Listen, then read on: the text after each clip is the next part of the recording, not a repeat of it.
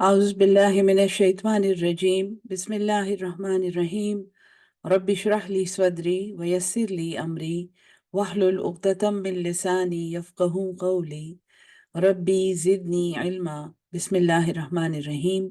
Assalamu alaikum. Welcome to session number 82 of Dora Quran 2024. आज से इंशाल्लाह सूरह अल-अनाम शुरू कर रहे हैं। जो अजीम तरीन सूरतें कुरान की पहली 7 सूरतें हैं, उनमें से ये छठी सूरत है। तरतीब नुज़ूल के लिहाज से ये तरतीब नुज़ूल के लिहाज से ये 50 या 55 नंबर पे है। अभी अभी देख लेंगे।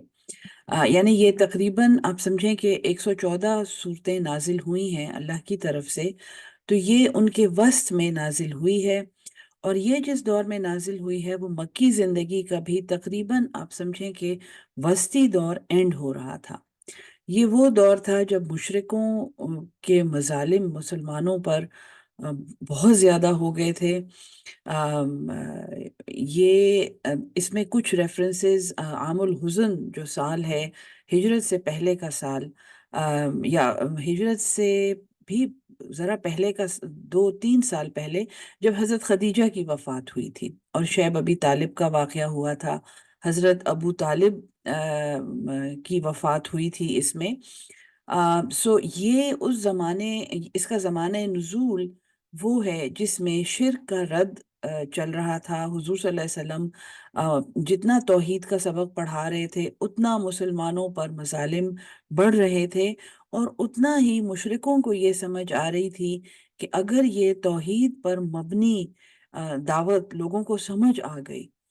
देखें, एक है कि मुआशरे में अच्छे लोग रहते हैं और वो अपनी ज़िम्मेदारियाँ निभा रहे हैं और अपने फ़राइज़ निभा रहे हैं और वो अमानतदार भी हैं, और वो शायद झूठ भी नहीं बोलते। ऐसे मुआशरे हैं दुनिया में जिनमें जापान सरे फ़हरिस्त है, कि बहुत ही इख़लाक़ से भरा हुआ और मॉरल्स से भरा हुआ एक मुआशरा है वो, लेकिन वहाँ पे कोई दीन नहीं है। जापानी स्पेसिफिकली यानी मशहूर हैं कि ये लादीन है, या इनका जो दीन है वो शिंटू नाम है उसका, और वो उसकी कुछ प्रैक्टिसेस हैं जो वो फॉलो करते हैं।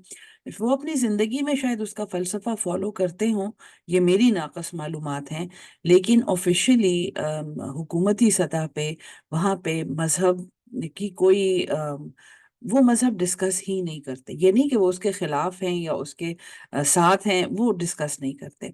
इसी तरह जो दुनिया की बड़ी डेमोक्रेसीज़ हैं, जिनसे हम सीखते हैं और हम कहते हैं कि ये सिविलाइज्ड वर्ल्ड है, जिनमें अमेरिका सर-ए-फ़हरिस्त है और उसके बाद फिर यूरोप के ममालिक हैं। फ्रांस है, जर्मनी है, बरतानिया है। बरतानिया की तो अब कोई अपनी बेचारे हैसियत, ना उसकी कोई सकाफ़ती हैसियत रह रह गई है, ना उसकी कोई मज़हबी हैसियत रह गई है।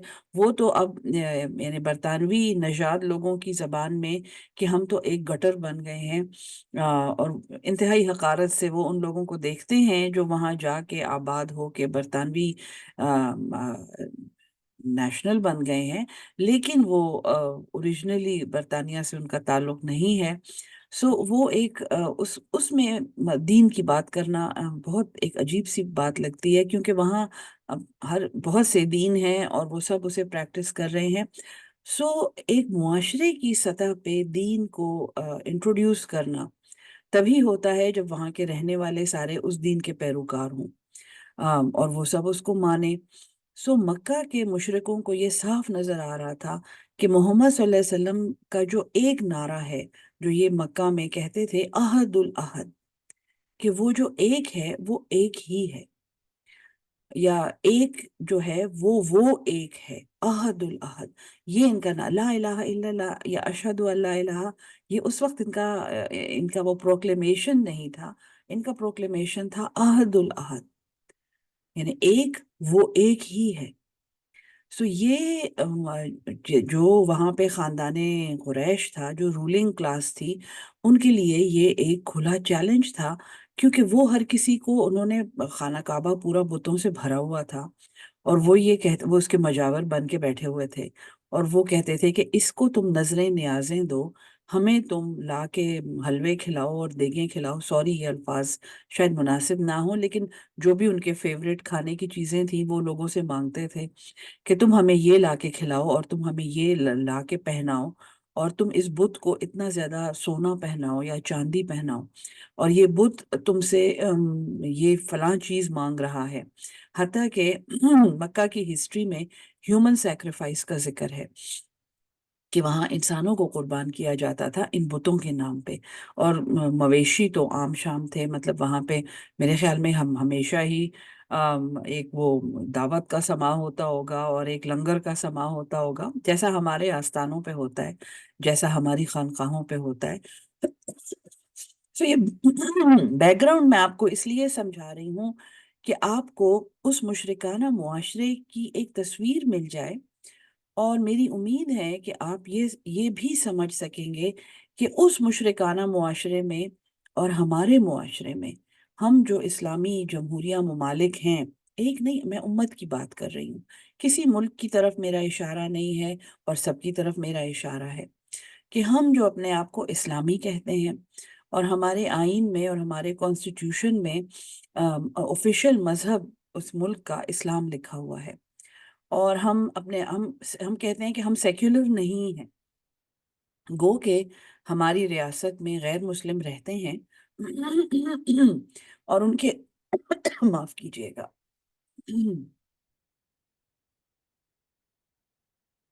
اور ان کے اپنے حقوق ہوتے ہیں۔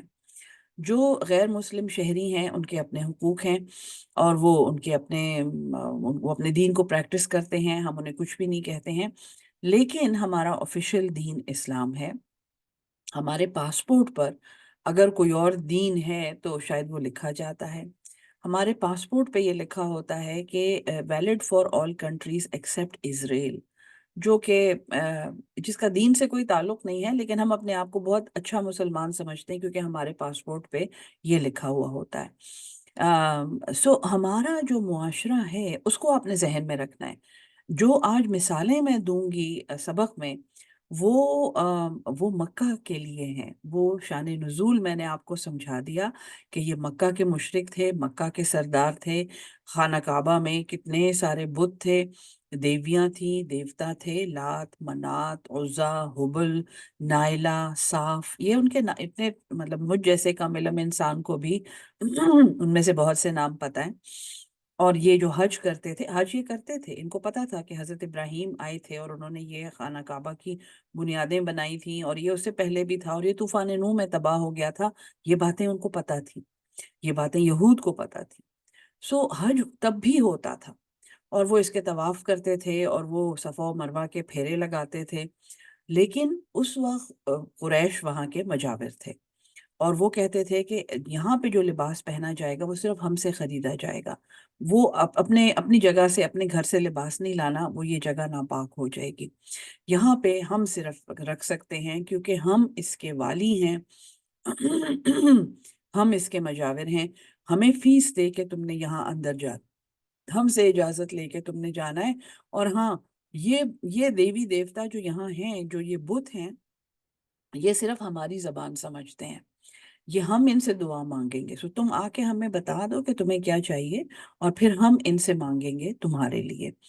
یہ وہ عقائد تھے جن کی جڑ پہ ضرب لگائی تھی حضور صلی اللہ علیہ وسلم نے عہد العہد کا نعرہ بلند کر کے، اور اس معاشرے میں پھر ظلم اور ستم کی ایک یلغار ہوئی ان لوگوں کے اوپر جن کو ایک دم سے سمجھ آ گئی کہ اگر عہد العہد ہے، اور کالے کو گورے پہ فوقیت نہیں، اور گورے کو کالے پہ فوقیت نہیں، اور کوئی کسی کا غلام نہیں اس معاشرے میں، یہ کیسا معاشرہ ہوگا؟ یہ تو جنت بن جائے گی۔ جو غریب لوگ جن کو فوراً وہ میسج سمجھ آ گیا، اور جو مسلمان ہوئے، ان پر انتہا درجے کے ظلم ہوئے، حضرت سمیہ کی شہادت، ان کے شوہر کی شہادت، مشہور قصے ہیں، کتنے ظلم سے ان کو شہید کیا گیا تھا، حضرت بلال رضی اللہ تعالیٰ عنہ کو غلامی سے چھڑانے کا واقعہ، سب سیرہ حشام، سب سیرت میں موجود ہیں، اور آپ کے لیے دعوت ہے کہ آپ بھی وہ واقعات پڑھیں اور آپ انہیں سمجھیں، جس سے آپ کو سب سے پہلے تو یہ سمجھ آئے گی کہ توحید کا عقیدہ اتنا اہم کیوں ہے۔ آخر یہ توحید، جب اللہ کہتا ہے کہ اگر تم سب کافر ہو جاؤ تو میری شان میں کوئی فرق نہیں آئے گا، وہ اللہ ہم سے کیوں ڈیمانڈ کرتا ہے کہ ہم توحید پہ قائم ہو جائیں؟ یہ بات اس صورت سے زیادہ اچھی سمجھانے والی بہت کم جگہیں ہیں قرآن میں. سو یہ ایک کرسٹل ہے، آپ سمجھیں، بالکل ایک کرسٹلائزڈ ایجوکیشن ہے توحید کے بارے میں، اور یہ شرک کا رد ہے. ڈائریکٹ توحید سمجھانا بہت مشکل ہے، اور یہ ایک خوبصورت قاعدہ ہے عربی میں کہ ایک بات بہت زیادہ اچھی طرح سمجھانے کے لیے وہ اس کی ضد سے سمجھائی جاتی ہے. جیسے امن ہے یا ایمان ہے، تو اس کو سمجھانا اتنا آسان نہیں ہے جتنا کسی کو فساد اور فتنہ سمجھانا آسان ہے. صلح سمجھانا مشکل ہے، فساد سمجھانا آسان ہے. سو فساد سمجھا کے جب یہ کہا جائے کہ دیکھو جب یہ صورتحال ختم ہو جائے تو پھر وہ ایک صلح کی صورتحال ہوتی ہے. یہ وہ تعلیم ہے جو سورہ الانعام میں شرک سمجھا کے اللہ تعالیٰ نے ہمیں دی ہے. سو سبق شروع کرتے ہیں انشاءاللہ.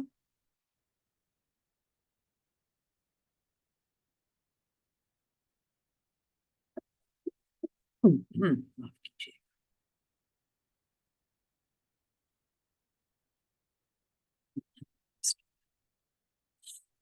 سورہ الانعام مکی صورت ہے یہ، ترتیب توفیقی میں نمبر 6 اور ترتیب نزول میں 55 نمبر پر ہے.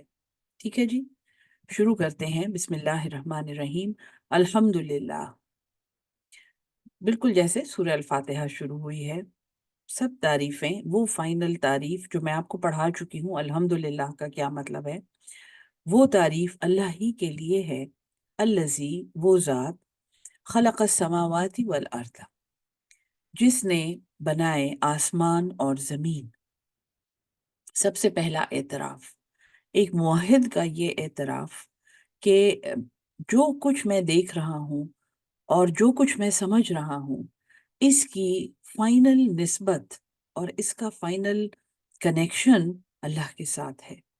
الالہ، وہ معبود جو وہ فائنل انسٹرومنٹ ہے جس سے کوئی بھی کام ہم مانگتے ہیں، جس سے ہم کوئی بھی وسیلہ مانگتے ہیں، جس سے ہم کوئی بھی فرمائش کرتے ہیں، اس سے آگے کچھ بھی نہیں ہے. ہم ہم امریکہ میں ایک ہسپتال میں تھے جہاں سب سے اوپر والی چھت پہ آئی سی یو تھا، اور وہاں ہمارے استاد، اللہ انہیں خوش رکھے جہاں بھی ہوں، وہ کہتے تھے there is nothing above us. ہمارے اوپر کچھ بھی نہیں ہے. جب مریض یہاں تک پہنچ جاتا ہے تو ہم اسے آگے کہیں اور بھی نہیں بھیج سکتے، ہم سب سے بڑے اسپیشلسٹ ہیں، اور ہمارے اوپر صرف اللہ ہے. وہ یہ کہتا تھا، یہودی تھے وہ. سو یہ بات سن کے مجھے بڑا ایک انٹرسٹنگ، یعنی مجھے بہت اچھا لگتا تھا یہ سن کے کہ ہم بہت بڑے اسپیشلسٹ ہیں. اور یہ بھی میں کہتی تھی کہ دیکھو جیسے ہم الحمدللہ، اللہ کا نام جو ہے کہ دا فائنل اینٹیٹی، اس سے ہم اللہ سے مانگ کے جب ہمیں نہیں ملتا تو ہم کہتے ہیں اسی میں خیر ہے. سو الحمدللہ الذی، اور ایک موحد سب سے پہلے جو اعتراف کرتا ہے، خلق السماوات والارض، اس نے سب کچھ پیدا کیا ہے. اس نے آسمانوں کو پیدا کیا ہے اور زمین کو. اور جب آسمان اور زمین کی نسبت دے دی گئی اور مثال دے دی گئی تو آگے پھر اللہ تعالیٰ نے کیا بتایا ہے، جیسے آسمان اور زمین بنائے ہیں اسی طرح اس نے الظلمات، اندھیرے بنائے ہیں. ایسی چیزیں بنائی ہیں جس میں ہم گم جاتے ہیں، جس میں ہمیں راستہ نہیں نظر آتا. وہ نور، اور وہ ایک روشنی. ظلمات جمع، نور، نور ایک ہی ہے. اور جو نور کی ایک ڈسکشن اس سے پہلے المائدہ میں بھی چلی تھی، اس کا یہاں پہ شافی جواب ملے گا انشاءاللہ، کہ نور کوئی انسان نہیں ہے، نور کوئی ہستی نہیں ہے، نور کوئی پیر بابا نہیں ہے، نور کسی قبر میں نہیں ہے. نور ہدایت ہے. جعل الظلمات، جس نے اندھیرے بنائے، اسی نے بنایا اندھیروں کو. وہ نور، اور ان اندھیروں کو دور کرنے کے لیے روشنی بنائی. ثم الذین کفروا، پھر جنہوں نے کفر کیا، بربہم، اپنے رب کے ساتھ، یعدلون، وہ اس کے ساتھ برابر کرتے ہیں. یہ مکہ میں جو کفر تھا، بلکہ دنیا میں آج کل جو کفر ہے، کیونکہ 4 شرک کی اقسام میں نے آپ کو پڑھا دی ہیں، المائدہ میں نے ریوائز بھی کی تھی: شرک فی العلم، شرک فی التصرف، شرک فی العبادت، اور شرک فی الدعا، اور شرک فی العبادت۔ 4 درجے ہیں شرک کے، جن میں سب سے چھوٹا درجہ اور سب درجوں کا دروازہ یہ ہے شرک فی العلم۔ اللہ کے سوا بھی کسی کو یہ علم ہے، علم غیب کسی کے پاس ہے، کوئی مجھے میرے مستقبل کا بتا سکتا ہے، ہم؟ کوئی مجھے کسی کے مستقبل کا بھی بتا سکتا ہے، کوئی مجھے کسی کا پوشیدہ حال بتا سکتا ہے، بلکہ یہ کہ مجھے یہ پتا ہے کہ یہ کیا سوچ رہا ہے، مجھے پتا ہے کہ اس کے دل میں کیا ہے۔ شرک فی العلم۔ ثم الذین کفروا بربہم یعدلون، سب سے بڑا کفر یہ ہے کہ وہ رب کے ساتھ برابر قرار دیتے ہیں، اور یہ پہلا درجہ میں نے آپ کو سمجھا دیا۔ هو الذی، اللہ وہ ذات ہے، خلقکم من طین، یہ وہ ذات ہے جس نے تمہیں مٹی سے بنایا، اور ہم سب کو پتا ہے ہم کاربن سے اور آکسیجن سے اور نائٹروجن سے بنے ہوئے ہیں، اور اسی سے مٹی بھی بنی ہوئی ہے، فاسفورس بھی ہے تھوڑا سا، اور میگنیشیم بھی ہے، اور کیلشیم بھی ہے کافی سارا ہڈیوں میں، انہی چیزوں سے مٹی بنی ہوئی ہے۔ ثم قضا اجل، پھر اس نے ایک وقت مقرر کر دیا، تمہیں مٹی سے پیدا کیا، اور تمہارے ایک ایک خلیے میں، وہ جو اس نے تمہارا ایک خلیہ بھی بنایا تھا نا، اس کے اندر اس نے وہ جین ڈال دی، اس کے اندر اس نے وہ ڈی این اے ڈال دیا جس کو خود پتا ہے کہ اس نے کب مرنا ہے۔ یہ تو ایک ڈاکٹر ہونے کی حیثیت سے میں بتا رہی ہوں، اس کا ایک مطلب، اس کے تو بہت مطلب ہوں گے۔ ایک ایک خلیے کے اندر ایک پروگرام ہوتا ہے جس کو پروگرامڈ سیل ڈیتھ کہتے ہیں، مشہور یہ آٹوفیجی، یعنی کہ خودکشی کر لینا، ایک ایک خلیے کا اپنے آپ کو کھا کے خودکشی کر لینا، اس کو آٹوفیجی کہتے ہیں۔ آج کل جو لوگ انٹرمیٹنٹ فاسٹنگ کر رہے ہیں ان کو پتا ہوگا کہ اس کا کیا مطلب ہے۔ ایک خلیے کو جب پتا ہے کہ میں نے کب مرنا ہے، اور اس کے اندر وہ پروگرام ڈال دیا گیا ہے، تو پھر ہم یہ کیسے کہہ سکتے ہیں کہ ہم خود ہی مر جاتے ہیں؟ وَأَجَلٌ مُّسَمًّى عِندَهُ، اور ایک وقت مقرر ہے اس کے پاس۔ ثُمَّ أَنتُمْ تَمْتَرُونَ، پھر بھی تم شک کرتے ہو، تم اتنا کچھ جانتے ہو، اور جیسے جیسے دنیا آگے بڑھے گی ہم اس سے زیادہ ہمارا علم بڑھے گا، ہمیں ہر خلیے کے اندر خود نظر آئے گا کہ اس نے کب مرنا ہے، جیسا ابھی بھی بعض ایکسپیریمنٹس کر کے یہ معلوم کیا جا سکتا ہے۔ وَهُوَ اللَّهُ، اور وہی اللہ ہے، فی السماوات و فی الارض، آسمانوں کا اور زمین کا۔ یعلم، وہ جانتا ہے، سرکم، تمہارے اندر کیا ہے، چھپا ہوا کیا ہے، باطن میں کیا ہے، وجہرکم، اور ظاہر میں کیا ہے۔ کیا یہی کافی نہیں ہے کہ اللہ ہمارا ظاہر اور باطن جانتا ہے، کہ ہم پھر اس باطن کو لوگوں کے سامنے کسی اور طریقے سے ظاہر کرنے کی کوشش کریں؟ کیا یہ کافی نہیں ہے کہ اللہ کو سب پتہ ہے، لوگوں کے سامنے ایک ایسا ظاہر بناتے ہوئے جس کا ہمارے باطن سے کوئی تعلق نہیں ہے، اس کا مطلب ہے منافقت کرتے ہوئے، لوگوں کے سامنے یہ کرتے ہوئے کیا ہم یہ بھول جاتے ہیں کہ وہ مسلسل دیکھ رہا ہے؟ وَيَعْلَمُ مَا تَكْسِبُونَ، اور وہ جانتا ہے جو تم کماتے ہو، جو تم کرتے ہو۔ وَمَا تَأْتِيهِم مِّنْ آیَةٍ، اور نہیں آئی ان کے پاس کوئی آیت، من آیات ربہم، ان کے رب کی نشانیوں میں سے، ان کے رب کی آیات میں سے، الا کانوا عنہا معرضین، مگر یہ کہ وہ اس سے اعراض کرتے ہیں۔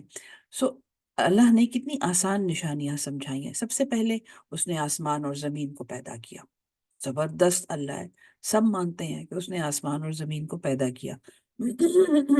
یہ تھوڑے سے ادھر ادھر بچے ایتھیسٹ بن جاتے ہیں، وہ بھی بعد میں سمجھ جاتے ہیں۔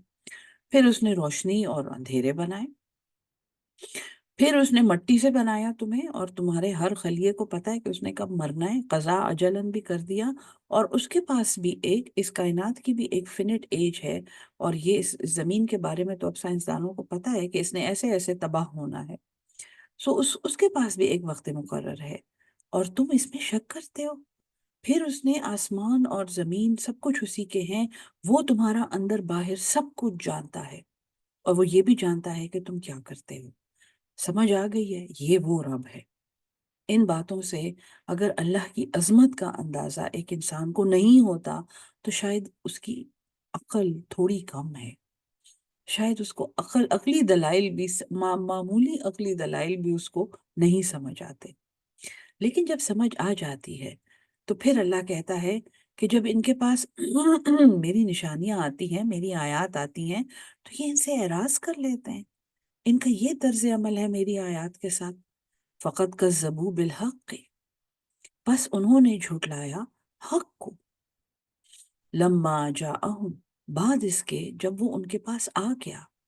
فسوف یاتیہم، پس عنقریب آ جائے گی، انباء وہ خبریں، نبأ خبر، اور یہ انفارمیشن، نیوز، تو ان کے پاس آ جائے گی وہ خبر، ما کانوا بہ یستہزئون، جس کا یہ مذاق اڑاتے تھے۔ کس کا مذاق اڑاتے تھے؟ غریب، یہ سارے غریب محمد صلی اللہ علیہ وسلم کے پیچھے پڑ گئے ہیں، یہ ہمارے غلام اور لونڈیاں، یہ ان کے خبر تمہارے پاس آنے والی ہے، یہ تمہارے 8 سال میں یہ فتح کر کے تمہارے بادشاہ بنیں گے، ایک خبر دنیا میں آنے والی ہے، تم اس کا مذاق اڑاتے ہو نا، دنیا میں آئے گی۔ ان غریبوں کا، عاجزوں کا، یہ محمد صلی اللہ علیہ وسلم کو تم مجنون کہتے ہو، آگے اس کا بیان آئے گا۔ تم ان کے اوپر ہنستے ہو، خبر آنے والی ہے۔ پھر تم یہ کہتے ہو کہ ہم مر کے کیسے زندہ ہوں گے، خبر آنے والی ہے۔ ہاں، یہ چونکہ اللہ کے راز ہیں تو یہ تمہارے ساتھ مل کے ہنستے ہیں نا، انہیں نہیں نظر آئے گا، جب تم مر جاؤ گے نا تو تمہیں نظر آ جائے گا، پھر جب وہ دوسرا مر جائے گا تو اسے بھی نظر آ جائے گا، پھر تم سب پہ ایک قیامت آئے گی اور تم وہ دیکھ لو گے جس کا تم مذاق اڑاتے ہو۔ سو ہر زمانے کے مطابق آیت نمبر 5 اللہ تعالیٰ نے کنفرم کر دیا ہے کہ ان کے سامنے وہ آ جائے گی جس کا یہ مذاق اڑاتے ہیں۔ الم یرو، کیا انہوں نے نہیں دیکھا، کم اہلکنا من قبلہم، کتنی ہم نے ہلاک کر دی ہیں ان سے پہلے، من قرن، قرن امتیں، قرین قریب قریب رہنے والے، سو گروہ، بستیاں، امتیں، کتنی ہم نے تباہ کر دی ہیں۔ مکناہم فی الارض، مکان دیے تھے ہمیں، ان کو ہم نے سیٹ کیا تھا، ان کو ہم نے جمایا تھا۔ مکناہم، زور ہے اس میں، 2 شدیں ہیں۔ ہم نے ہی آباد کیا تھا ان کو، ہم نے انہیں ملک دیے تھے، فی الارض ما لم نمکن، جو نہیں جمایا تھا، لکم، تمہارے لیے، یعنی ایسی ایسی سلطنتیں تھیں اور ان کو پتہ تھا۔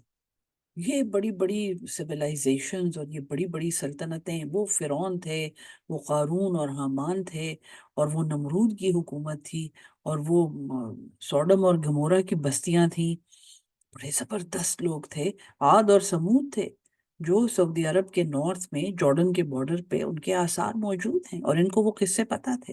یہ پہاڑ تراش کے محل بناتے تھے اور ایک دن سارے تباہ ہو گئے، اڑ گئے، سارے غائب ہو گئے۔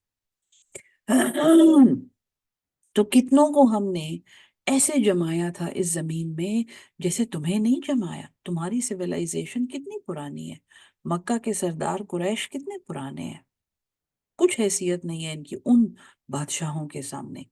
وَأَرْسَلْنَا السَّمَاءَ، اور ہم نے بھیجا آسمان سے، علیہم مدرارن، ان پر مدرار، موسلا دھار بارشیں۔ اور مدرار مکہ والے اس لیے سمجھتے تھے کہ مکہ میں بارش تو ہوتی نہیں ہے، لیکن جب ہوتی ہے تو پھر ایسی ہوتی ہے، اور جو لوگ دیکھ چکے ہیں ان کو اندازہ ہوگا، پھر وہاں سیلاب بھی آتے ہیں۔ سو ایک ایسی مثال اللہ انہیں دے رہا ہے جو انہیں سمجھ آتی ہے کہ ان بستیوں پر اور ان لوگوں پر ہم نے موسلا دھار بارشیں بھیجی، وجعلنا الانہار، اور ہم نے بنائی نہریں، تجری من تحتہم، جو ان کے نیچے بہتی تھیں، یعنی وہ بڑی زرخیز جگہوں پہ رہتے تھے، بڑی وہ زبردست خوبصورت جگہیں تھیں، اور بڑی وہ سیراب زمینیں تھیں جو مکہ نہیں تھا، یعنی وہ تم لوگوں سے بڑے بہتر تھے۔ فَأَهْلَكْنَاهُمْ، پس ہلاک کر دیا ہم نے انہیں، بِذُنُوبِهِمْ، ان کے گناہوں کی وجہ سے۔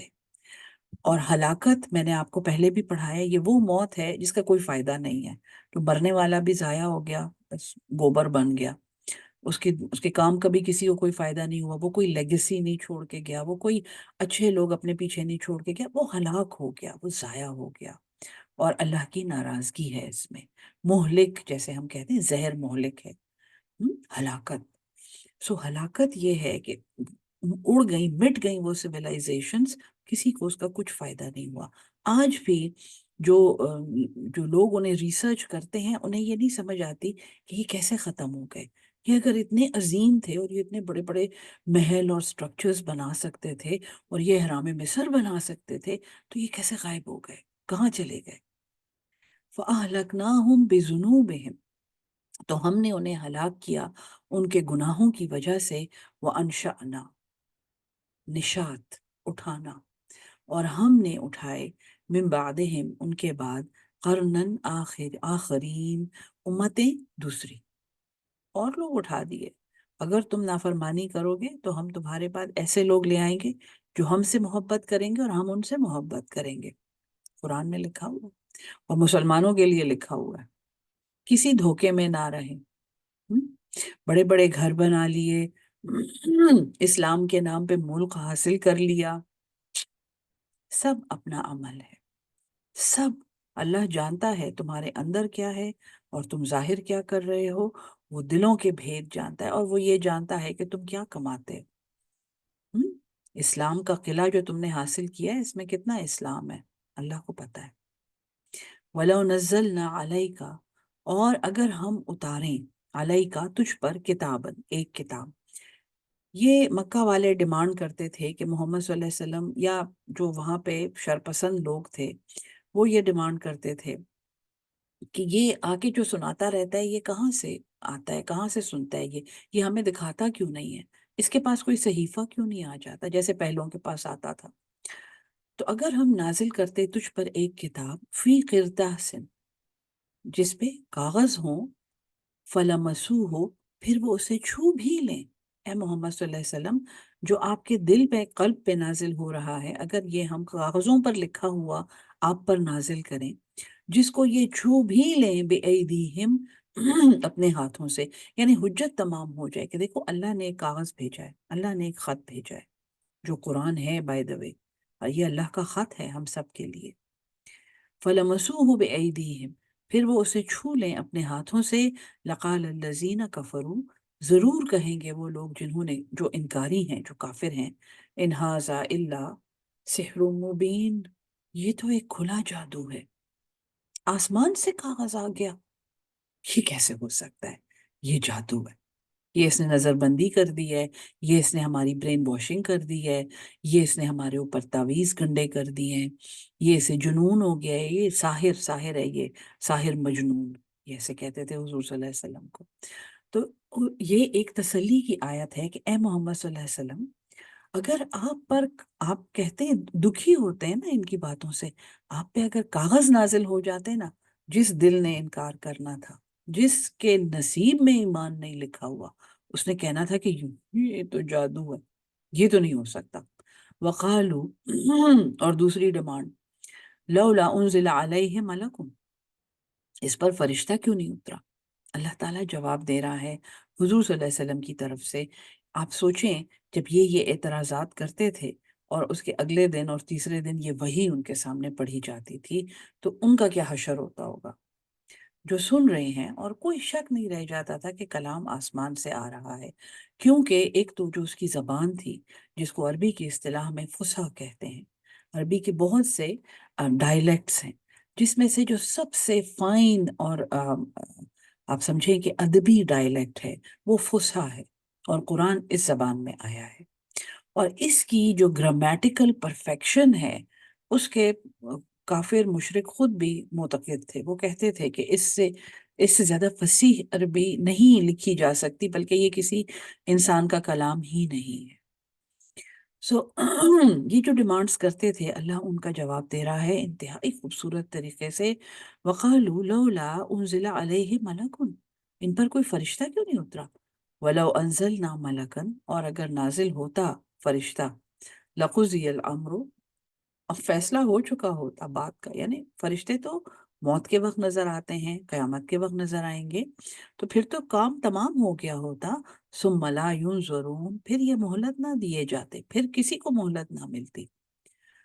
وَلَوْ جَعَلْنَاهُ، اچھا چلو اے محمد صلی اللہ علیہ وسلم، ایک تو یہ ہے کہ اللہ کی سنت یہ نہیں ہے کہ وہ فرشتے ایسے اتارے جو انسانوں کو نظر آتے ہوں، لیکن اگر آپ کو یاد ہو رسالت پر اعتراضات میں ہاروت اور ماروت کا ذکر ہوا تھا، سو اللہ ایک اور جواب دے رہا ہے کیونکہ وہ روایات لوگوں کو معلوم تھی۔ وَلَوْ جَعَلْنَاهُ مَلَكًا، اور اگر ہم اسے بناتے ایک فرشتہ، لَجَعَلْنَاهُ رَجُلًا، تو ہم اس فرشتے کو بھی ایک آدمی کی شکل ہی بناتے ہیں نا۔ دیکھیں محمد صلی اللہ علیہ وسلم، ہم آپ کے پاس ایک فرشتہ بھیج دیتے یا آپ خود ہی ایک فرشتے ہوتے تو آپ انسان کی شکل میں ہی ہوتے۔ اگر وہ اپنی اصلی شکل میں نظر آتا، پتہ نہیں یہ لوگ کیا کرتے، کتنے دور بھاگ جاتے وہاں سے، یا وہ سمجھتے بھی اس کو کہ نہیں، تو ہم اس کو مرد ہی بناتے نا۔ وَلَلَبَسْنَا، اور ہم شبہ ڈال دیتے، ہم علیہم ما یلبسون، لبسنا ایک چیز کو اوڑھا دینا، چھپا دینا، لباس اس سے نکلا ہے، تو ہم تو اس کو شک، اسی شک میں ڈال دیتے، ما یلبسون، جس میں یہ ابھی بھی پڑے ہوئے ہیں، پھر یہ کہتے کہ یہ تو ایک آدمی ہے، ما ھذا الا بشر مثلنا، یہ تو نہیں ہے مگر ایک انسان ہم جیسا، پھر کیا ہوتا؟ فرشتے بھی اگر ان کے پاس آ جاتے، یہ ایمان لانے والے نہیں تھے۔ وَلَقَدِ اسْتُهْزِئَ، اور تحقیق استہزاء کیا گیا، مذاق اڑایا گیا، برسولن، رسولوں کا، من قبل کا، آپ سے پہلے بھی، تسلی، فحاق، پس سچ ہو گیا، آ گیا، گھیر لیا، بالذین سخروا منہم، ان لوگوں کو، ان ہنسی کرنے والوں کو ان میں سے، ما کانوا بہ یستہزئون، اس پر جس کا وہ مذاق اڑاتے تھے، جس کی وہ ہنسی اڑاتے تھے۔ یہ آیت نمبر 10 ہے، یہاں پہ سبق روکتے ہیں، 10 منٹ کے بعد انشاءاللہ اگلا سیشن ہوگا۔ اللہ ہم سب کو قرآن سمجھ کے اس پہ عمل کرنے والا اور اس کو آگے پہنچانے والا اہل القرآن بنا دے، آمین ثم آمین۔ السلام علیکم ورحمۃ اللہ وبرکاتہ۔